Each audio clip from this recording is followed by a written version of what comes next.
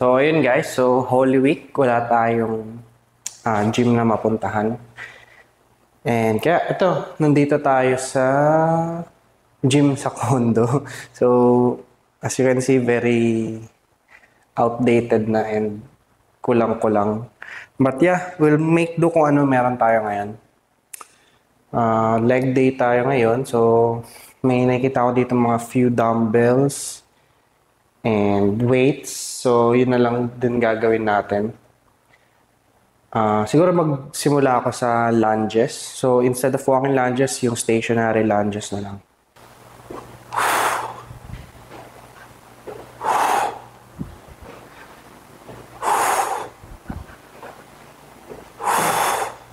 So, next natin is squats. So, meron ako ditong weights, 20 pounds.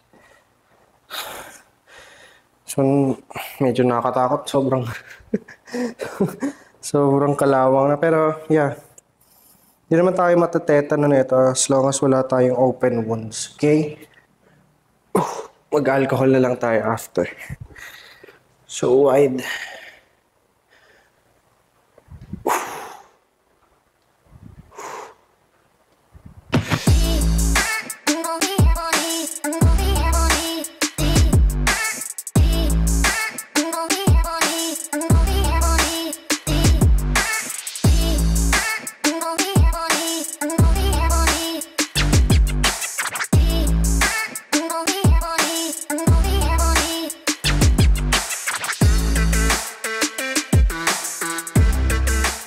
Since Holy Week ngayon, pag-usapan natin yung Holy Week.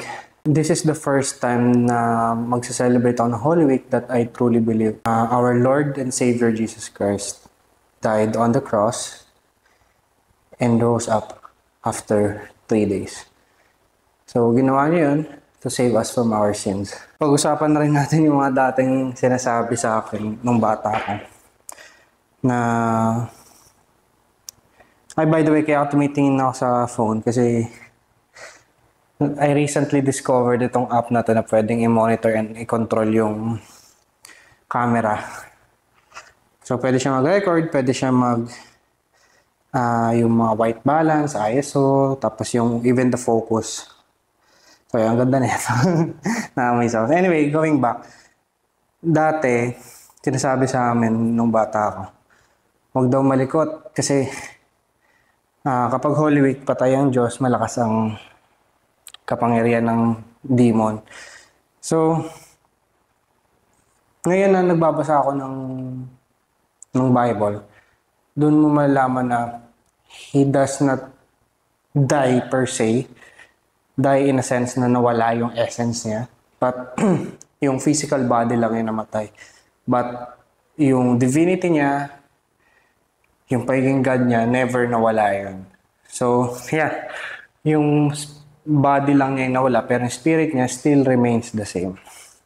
So, never use the word na namatay yung Diyos. Kasi, He's a living God. Until now, He is living among us, inside us, guiding us every day, blessing us every day. May narinig ako nagsabi sa akin, kaya nga daw walang ginagawa, walang pasok, is because, yun nga, para nakafocus sa Kanya. Which is a good thing naman. So, once in their life or twice during Holy Weekend, Christmas, nakatuon sila sa Diyos. But, come to think of it, enough ba na 1 week, 2 weeks lang tayo nakafocus sa Kanya? It should be every day. Dapat part siya ng buhay natin in our daily activities. So, paano mo yung magagawa? So, pagkagising pa lang, be thankful. Be grateful na nagising ka. Even if hindi mo deserve na mabuhay ngayon, may purpose pa rin siya, kaya ka ginising. And then, paano ba ginagawa ko? Pa sa gym. So, nag-gym ako, I'm honoring God by nurturing yung binigay niyang body sa akin. And then, eventually, di ba, pag in-edit ko, yung content is about gospel. So, yeah. And then, kain. Oh, thank God na binibigyan na tayo ng daily bread. And then, yung sama ko sa family ko, pagbantay. So, I'm shepherding my family because they are given by God. Di ba? Ano pa ba? Sa work. You should honor yung business mo or your work mo because it is given to you by God. And that is your source of income. And then, a lot of things that you can do. Maging mabait ka sa colleague mo, maging mabait ka sa mga employees mo or sa employer mo. Yeah, kasi di ba sabi ni Jesus, ang importante sa kanya dalawa. Honor God, love God, and then love your neighbor as you love yourself, di ba? Yun yung two main daw na laws na gusto niya ma-implement. And then the other laws is based upon those two. So yan, ano pa ba? Basta lahat kasi hindi lang parang yung prayer mo or yung worship mo kay God is parang 1 hour lang, 2 hours of your life, but it should be part of your life 24/7. Yeah, if you just follow Jesus Christ, ano naman naturally naman na mangyayari yun sa'yo. Kumbaga yung fruits magbo-blossom inside of you if you follow the word of God. Diba? Yeah. So, it should be part of your life nga talaga. 24/7, 365. And you will notice and feel the difference. It's so much lighter and wala masyadong burden kasi you give everything to God na. So, Lord, I trust you fully 100%.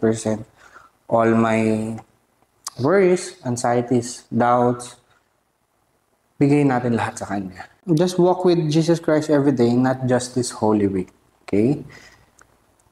He's not expecting us to be perfect naman to start following Him, di ba? All He wants is to have a deeper and intimate relationship with Him. Hindi naman kasi na-expect ni Lord na maging perfect tayo kasi He always knew that we will fall short because we're living in a human body.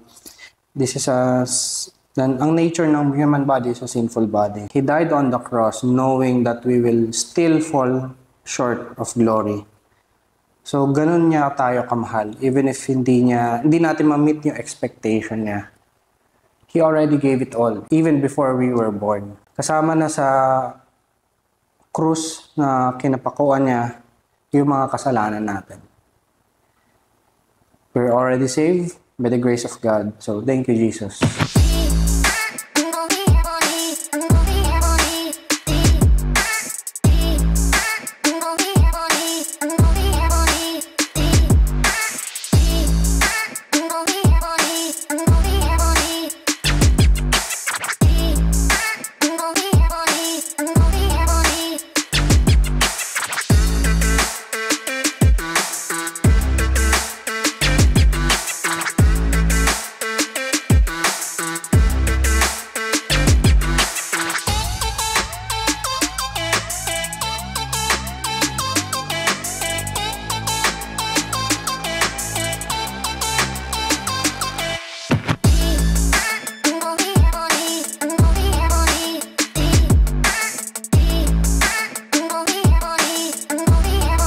Tayo. Nairaos natin yung leg day kahit kulang yung gamit. Sa Sunday pala kami KSYM para rin ma-check yung sa in-body. Thank you for watching. See you on the next vlog. Bye.